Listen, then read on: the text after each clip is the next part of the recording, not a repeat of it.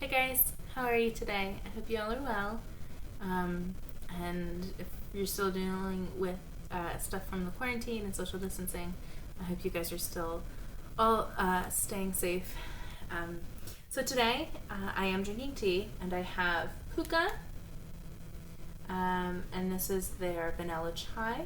I think I've said this before. Puka is my favorite. Words. Favorite tea company. They are organic and fair trade. So I feel really good drinking their stuff. Not to mention, I love the variety that they offer. Their chai tea, their vanilla chai, is really good. I also really like their Revitalize. I have an elderberry one that they have, which is really nice. I had their sleep one for a while. And I never could figure out how to steep that one well. It was always a little too bitter for me. But yeah, tea. Finally getting my tea game on, right? So, my mom and I share books all of the time. We're constantly talking about, what did you read? What did you really like? Are you reading anything interesting? Did you read anything from this author? What did you think? So on and so forth. And my mom gave me a bag of books a while ago. Oh my gosh. The residue on that mug looks like I have a bloody mouth. All right, Fenty. All right. So in this bag of books that Mom gave me, wide variety, wide collection of stories. And this particular book is a book that my brother read as well. And he really enjoyed. Now, he is ravenous about books, but he also tends to enjoy more historical, nonfiction, political, my dude's bound to be a constitutional lawyer. In fact, we know that's where he's going. We've known that for years. So this book is a fun book. It was fun to read. It didn't take itself too seriously. I've never read anything by Neil Gaiman yet, and I know I really should. I just haven't had the chance yet. And my mom gave me this book right around the time the Amazon show was coming out. And I really enjoy David Tennant. Although, I discovered David Tennant when I was watching Doctor Who. But then I watched him in Broadchurch, and I much prefer that David Tennant over the Doctor Who David Tennant. Miles above. Not only is he speaking in a Scottish accent to points where I can't even understand what he's saying, but there's something about his somber acting that's just a lot more enjoyable for me. That's totally fine, right?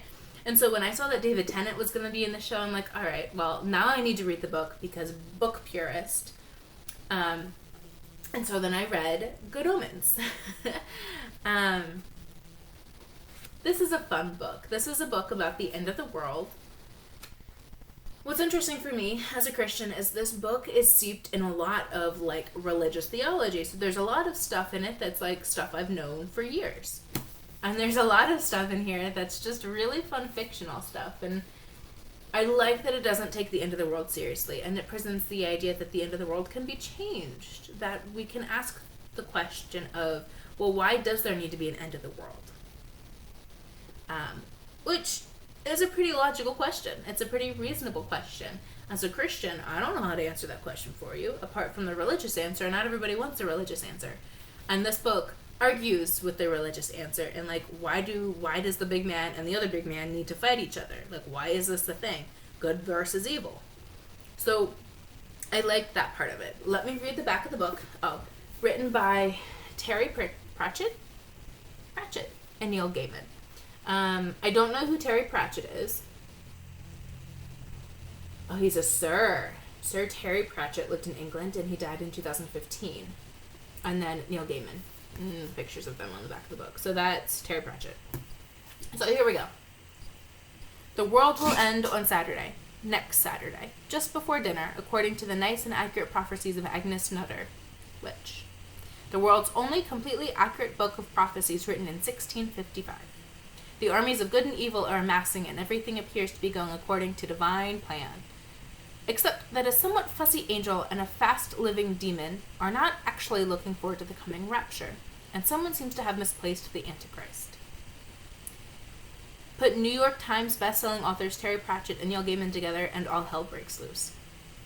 So you can tell just from that snippet that this is a fun book. Like, it's just a book that doesn't take itself too seriously. I really enjoyed reading this book. It was a lot of fun.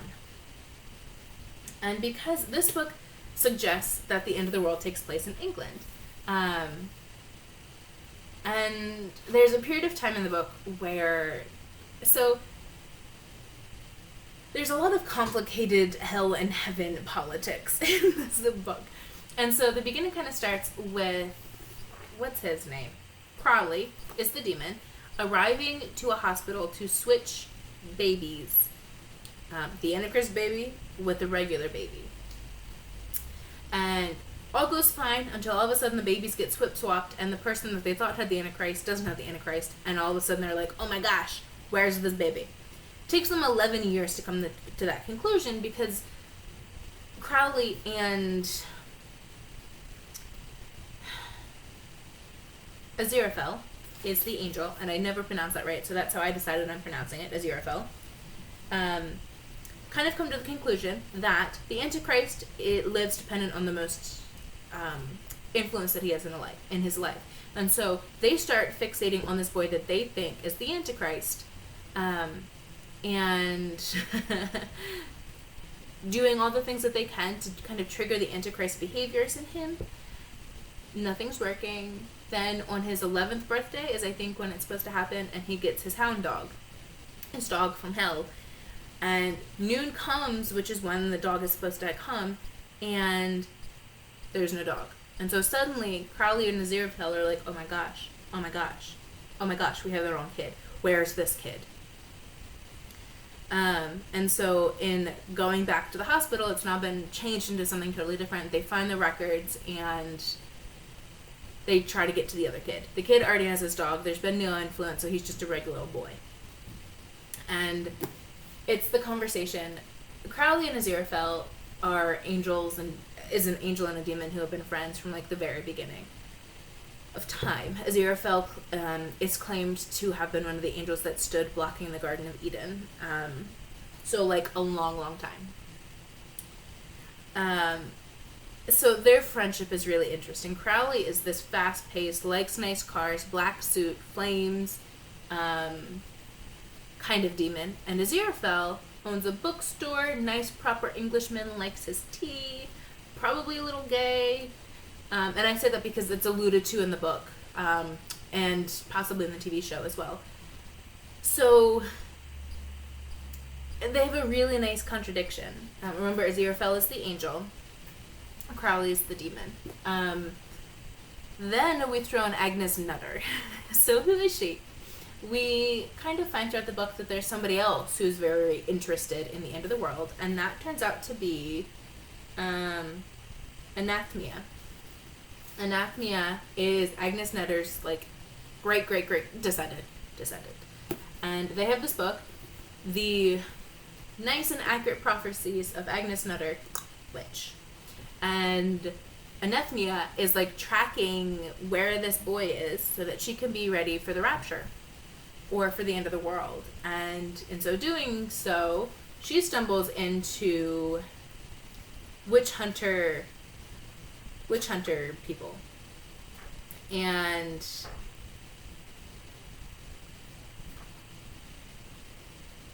rather, Newt, the witch hunter, part of the witch hunter organization run by some nut, finds her. And so then he's like, oh, here's a witch, but she's kind of giving me all these prophecies about things that are actually happening, and I don't know what's going on.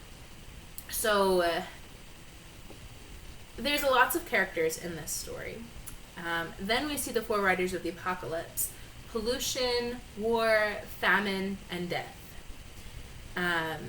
And we get to see them joined together, and they kind of show up and follow the boy. Adam is his name. How fitting, right?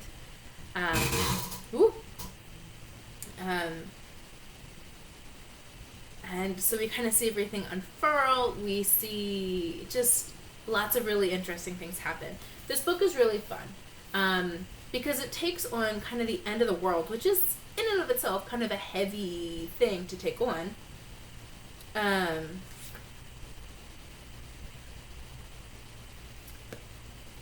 but it does it in a way that's like not serious, not religious, religiously sound, but not religious. Also secular in the nice and accurate prophecies. Does so in a way that's comical. It kind of makes you ask the question of why do we need to have an end of the world?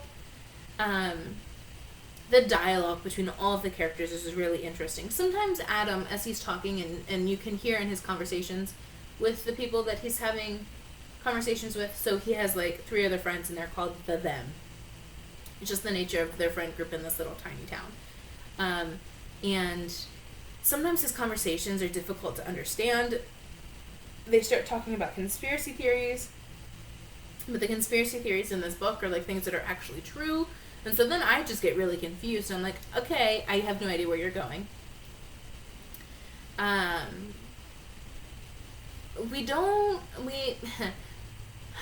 don't think we have any direct dialogue with either the big man upstairs or the big man downstairs. It's alluded to at one point that the big man downstairs is about to come up and break through the earth and have a conversation with the Antichrist. But then that doesn't happen. Crowley has a lot of issues with the demons, because he's kind of he's softened. He's a softened demon, as I guess you could say. He's not like, I need to do X, Y, and Z. He's like, I've been around for millennia. Like, people are people. I don't see the need. So he takes a lot of flack from the other demons. He's a very cunning demon. At one point, 2 other demons kind of come to collect him, to take him back to hell, and he starts squirting them with holy water. Aziraphale has a conversation with, not God, but like his superior in heaven, using holy water, and then one of the witch hunter finder people end up find him at the bookstore while he's doing it, and they have a conversation and a confrontation. What is a confrontation? Confrontation. Yeah, this is just the thing that I really appreciate is the writing is like vernacular writing. So it's in England, right? We know all of the dialects that come along with England. We have Cockney, we have Sussex and Essex, we have London, we have High English. Like, so reading this book, you're like trucking along, and all of a sudden you're reading like the headmaster, the head of Shadwell, who is the head of the witch finders, and he has a heavy accent, and you're like, all right, I don't know what are these things you're saying, but I'm getting it.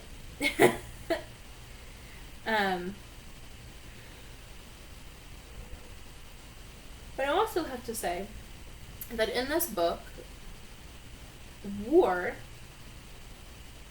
is depicted as a woman, and I don't necessarily mean to indicate that women are always warbringers, but I thought it was really interesting that she is this fiery red Vishti woman, who's strikingly beautiful, and I think that's a really cool indication of just like feminine power, not the war component, but just her atmosphere about her. I loved the writing. Have I said that yet? It's conversational. It's like, it can set up a scene in,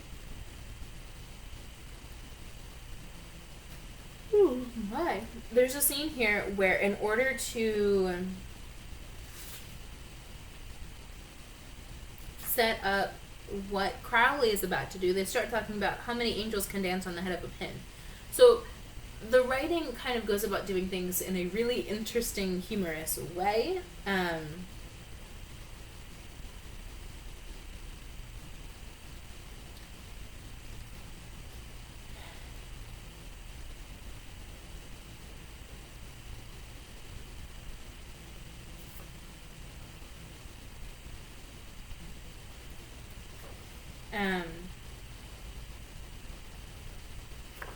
Yeah, it's just a really fun book.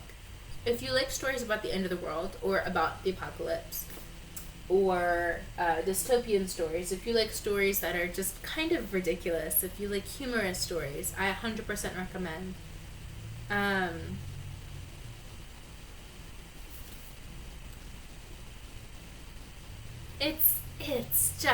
It's really comical.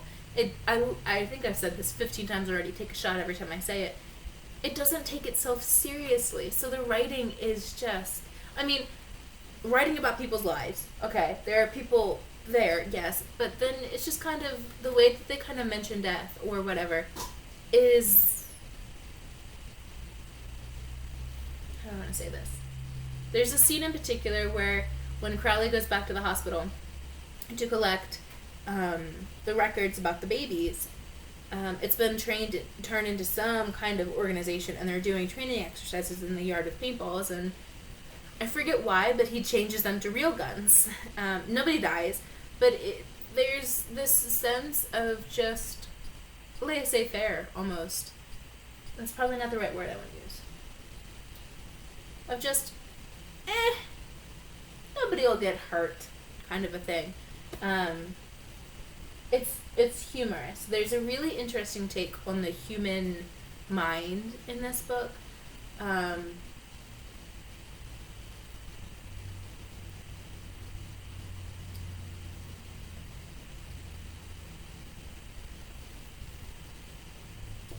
Yeah, the depiction of the four riders of the apocalypse. So pollution, famine, and war are presented in a way that it feels like really logical. So famine is about fast food. Some version of fast food. Pollution, I forget how pollution is presented. War is presented kind of as a rogue political weapon, I guess you could say. Like, she goes in to start war in places. She claims to be a journalist, but has started war in places. So it's presented in a way that feels very tangible, very real, which then makes me stop it and think, how am I seeing pollution, war, and famine happen in my everyday life? Like, what could I be seeing the beginnings of the four riders of the apocalypse? And as a Christian, that's a little scary. Makes me want to pump the brakes a bit because, hold up, I ain't ready for that yet. In this regard, this is a cool book because it makes me aware of those things. You know? Also, that by logic just indicated that I didn't know what the four riders of the apocalypse would look like. Well, I love smacks in the face when I do it to myself, I guess. So yeah, highly recommend this book. I would love to know, let me ask all my standard questions. Have you read this book? What did you think? Right? Did you see the show? What did you think of the show? I want to watch the show, but I'm also kind of hesitant. For I don't know why yet. But what did you think? Right? Did you like this book? Yeah? Thanks for hanging out today. So let me do some self-promotion, right? Okay. So I am constantly posting books I'm actively reading on my Instagram. You can follow that. That's linked down below. I also have a blog where sometimes I talk about books, not all the time. That's posted down below. I also am working on a review blog where the first page just went up where I reviewed the Ted Bundy show, Extremely Wicked and Shockingly Evil and Cruel with Zac Efron. That'll be linked down below, as well as my ASMR channel as down below. So you can find me in multiple different places if you're interested. If not, thanks for stopping by, and I'll see you in the next one. Peace out.